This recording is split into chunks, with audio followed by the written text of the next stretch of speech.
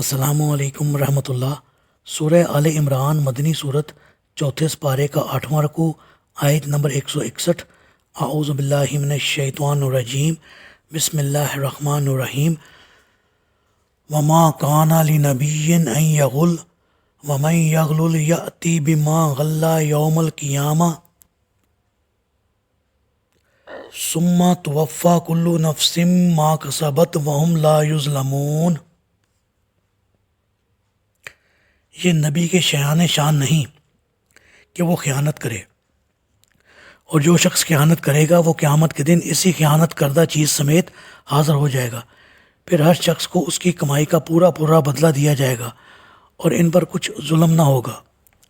جی، سیدنا ابن عباس رضی اللہ تعالیٰ عنہ فرماتے ہیں کہ یہ آیت ایک سرخ رنگ کی روئی دار چادر کے بارے میں نازل ہوئی جو بدر کے دن مال غنیمت میں سے گم ہو گئی تھی۔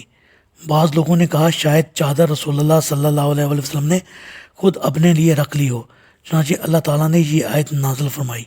اور بعض روایات میں یہ ہے کہ یہ آیت بھی غزوہ احد ہی سے متعلق ہے، جب ابتداً اس غزوہ میں مسلمانوں کو فتح نصیب ہوئی اور وہ غنیمت کا مال اکٹھا کرنے لگے تو سیدنا عبداللہ بن جبیر رضی اللہ تعالیٰ عنہ کے ساتھیوں میں یہ خیال پیدا ہوا کہ ہمیں بھی اب درہ چھوڑ کر لوٹ مار حاصل کرنے میں شامل ہو جانا چاہیے، کہیں ایسا نہ ہو کہ رسول اللہ صلی اللہ علیہ وسلم مال غنیمت میں ہمارا حصہ ہی نہ لگائیں۔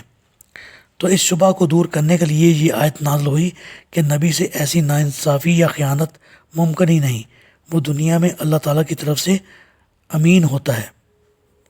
سیدنا ابو سعید خدری رضی اللہ تعالیٰ عنہ فرماتے ہیں کہ سیدنا علی رضی اللہ تعالیٰ عنہ نے یمن سے ایک رنگے ہوئے چمڑے میں کچھ سونا بھیجا جس سے ابھی مٹی بھی علیحدہ نہیں کی گئی تھی۔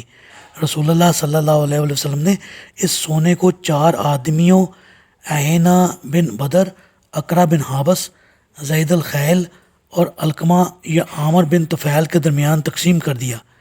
آپ کے اصحاب میں سے کسی نے کہا اس مال کے تو ہم ان لوگوں سے زیادہ حقدار تھے۔ آپ صلی اللہ علیہ وسلم کو جب یہ بات معلوم ہوئی تو آپ نے فرمایا کیا تم لوگوں کو محمد پر اطمینان نہیں؟ حالانکہ میں آسمان والے اللہ تعالیٰ کا امین ہوں اور میرے پاس صبح و شام آسمان کی خبریں آتی ہیں۔ ایک آدمی جس کی آنکھیں دھسی ہوئی، رخساروں کی ہڈیاں ابری ہوئی، پیشانی باہر نکلی ہوئی، داڑھی گھنی اور سر منڈا ہوا تھا، اپنا تہبند اپنی پنڈلیوں سے اٹھاتے ہوئے کھڑا ہو کر کہنے لگا، اے اللہ کے رسول، اللہ سے ڈریے۔ آپ نے فرمایا تیری بربادی ہو، کیا میں روئے زمین پر اللہ سے سب سے زیادہ ڈرنے کا مستحق نہیں ہوں؟ اور مسلم ہی کی ایک دوسری روایت میں ہے کہ اس نے کہا کہ اے محمد صلی اللہ علیہ وسلم عدل کیجئے۔ آپ نے فرمایا تیری بربادی ہو، اگر میں نے ہی عدل نہ کیا تو اور کون کرے گا؟ وہ آدمی چلا گیا تو خالد بن ولید رضی اللہ تعالیٰ عنہ نے عرض کیا یا رسول اللہ، میں اس کی گردن نہ اڑا دوں، مگر آپ نے اسے قتل کرنے کی اجازت نہ دی۔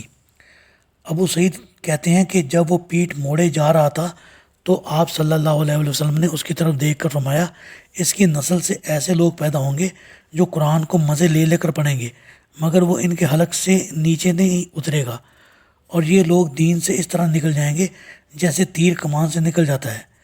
ابو سعید کہتے ہیں کہ میرا خیال ہے کہ آپ نے یہ بھی فرمایا کہ اگر میں اس قوم کے زمانے میں موجود رہا تو قوم سمود کی طرح انہیں قتل کر دوں گا۔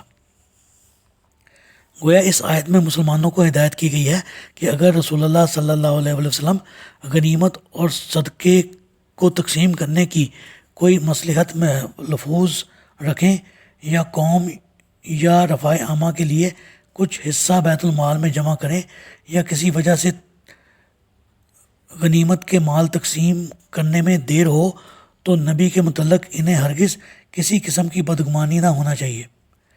نبی سے متعلق ایسی بدگمانی کرنا نفاق کی علامت ہے۔ عبداللہ بن ابی اور اس کے ساتھی ایسے ہی موقع پر مسلمانوں کے دلوں میں بدگمانی ڈالا کرتے تھے۔ ایسی بدگمانیوں سے قوم میں پھوٹ پڑ جاتی ہے، ملت کا شرازہ بکھرتا ہے اور اس کا انجام بغاوت ہوتا ہے۔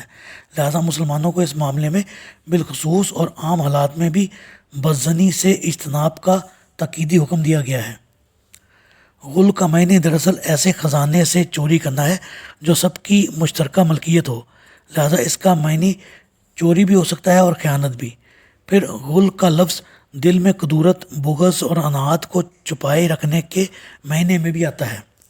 چنانچہ اسی مناسبت سے بعض علماء نے یہ معنی بھی کیا ہے کہ نبی کی یہ شان نہیں کہ اپنی نافرمانی کرنے والوں کو معاف کر دینے کے بعد اس کے دل میں کچھ کدورت باقی رہ جائے۔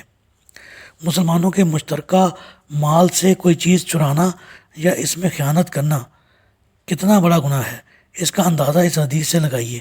ابو ہریرہ رضی اللہ تعالیٰ عنہ فرماتے ہیں کہ ہمیں جنگ خیبر کے غنیمت میں سونا چاندی تو ملا نہیں، بس اونٹ، بکریاں اور کپڑے وغیرہ ہی تھے۔ ایک شخص رفاع بن زید نے رسول اللہ صلی اللہ علیہ وسلم کو ایک غلام تحفتاً دیا تھا جس کا نام مدھم تھا۔ اس کے بعد آپ وادی قرا کی طرف بڑھے۔ وہاں پہنچنے پر مدھم آپ کو سواری سے اتار رہا تھا کہ اسے ایک تیر آ لگا جس سے اس کی موت واقع ہو گئی۔